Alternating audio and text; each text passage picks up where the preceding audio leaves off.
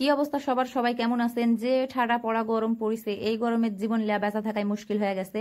তে যাই হোক, বেঁচা থাকা যতই মুশকিল হোক, খাওয়া দাওয়া চালানাই লাগবে। আর মনে করো যে ঈদও গেল, ঈদের পরে যারে গুস্ত মুস্ত খায় কষা হয়ে গেছে, তার এই জন্য আজকের এই রেসিপি। এটা খালে অবশ্যই মনে করো যে আজকে খাবেন, কালকে দিনের মধ্যে তোমার পেট পরিষ্কার হয়ে যাবে, ক্লিয়ার হয়ে যাবে। কেমনে কেমনে যে পেটের মনে করো যে মলমূত্র বের হয়ে যাবে, এটা আসলে বুঝাই পারবেন না। তে যাই হোক, পয়লাই কিন্তু আমি এই জায়গাত মসুরের ডাল লিয়ে লিছি। আর ডাল খুব ভালো করে কিন্তু আমি এটি ধুয়ে লিখতে, আর ধুয়ে নেওয়ার পরে কিন্তু আমি এটা প্রেশার কুকারের মধ্যে দিয়ে দিতে।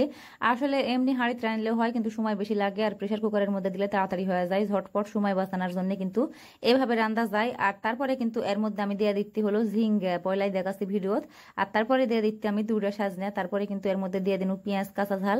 আর তারপরে এই জায়গা দিয়ে দিব আদা, রসুন, নুন আর হলদির গুঁড়ে। আর এগুলা দেওয়ার পরে কিন্তু খুব ভালো করে পানি দিয়ে লাড়াচাড়া এটা আমি সিটি বসামু 4-5টা, তাহলে কিন্তু এটা এলোমেলো হয়ে সিদ্ধ হয়ে যাবে। আর ডাল কিন্তু সবসময় ভালো করে সিদ্ধ না হলে খেতে ভাল লাগে না, সেই জন্য কিন্তু এরকম করে আমার রান্দা।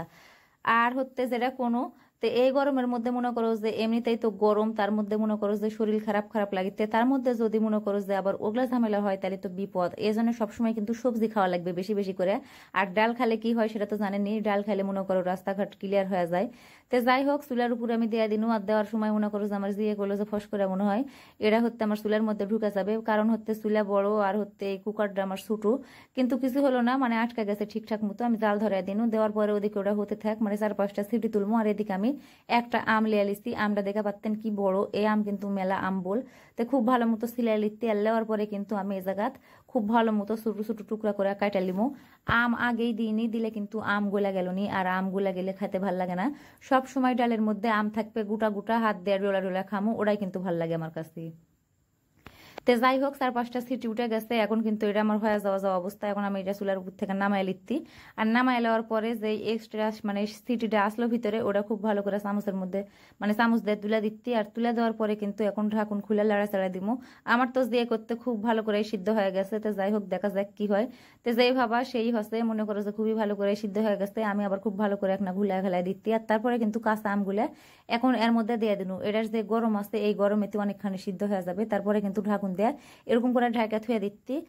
তে যাই হোক, ডাল কিন্তু হয়ে গেছে, এখন ওটা ফুরন দেওয়া লাগবে। তো সেই জন্য এখন কিন্তু সরষের তেল দিয়ে দিন হাঁড়ির মধ্যে। আর তারপরে এর মধ্যে কিন্তু আমি দিয়ে দিচ্ছি বেশি করে কালো জিরে, তারপরে জিরে আর শুকনো মরিচ আমি মধ্যে দিয়ে চিড়ে লিছি। তারপরে দিয়ে দিচ্ছি হলো পেঁয়াজ আর রসুনের কুচি। তো আমাকে আবার ডালে বেশি করে কালো জিরা ফুরন দিলে দেখতেও সুন্দর লাগে, আবার খাতেও খুবই ভালো লাগে। তেল এক না কম হতে দেখে কিন্তু আর এক না তেল এই জায়গাতে আমি দিয়ে দিন। আর তারপরে যখন ভাজা ভাজা হচ্ছে, এই পর্যায়ে কিন্তু আমি ডালটার মধ্যে ঢালা দিন। ডাল ঢালা দেওয়ার পরে খুব ভালো করে কিন্তু আমি লাড়াচাড়া লিখতি, খুব ভালো করে মিশাই লওয়া লাগবে। আর তারপরে কিন্তু আমি একটা বলক তুলে লিছি। এই বলকেতে কিন্তু আমটা খুবই ভালো মতো এর মধ্যে সিদ্ধ হয়ে যাবে। তো এরকম করে মনে করো যে লাড়াচাড়া বলক তুলে ডাল কিন্তু আমার হয়ে গেছে। এখন দেখো আমি খুবই সুন্দর করে এটা মাটির বাসনে তুলিতে পরিবেশন করার জন্য। তো আমার হাতের এই ডালটা খাতে আমার খুবই ভালো লাগে। আমি লিজেও জানি না কেমনে কেমনে জানি, এটা আমি রান্না শিখে গেছিলাম। তো যাই হোক, এটা অনেকের কাছে একটা ফাও রান্না মনে হওয়ার পারে, কিন্তু এটার উপকারিতার কথা কিন্তু বুলা শেষ করা যাবে না। রাত্রিরে আমি এই ডাল দিয়ে আর পেঁয়াজি দিয়ে ভাত খাসনো। পেঁয়াজি বলতে ডাল বড়া, আমার আব্বা আমাকে কিনে লেসে দিছিল। তো যাই হোক, এরকম করে ঝাল ডলে ভাত খাতে যে কি মজা, কি আর কমু। বিনা পয়সাতে এরকম কোষ্ঠকাঠিন্যের ওষুধ কিনা পাওয়া যাতে তোমরা শুনে কৃষক কিনে ওষুধ খাবেন, এটাই হলো আমার কথা।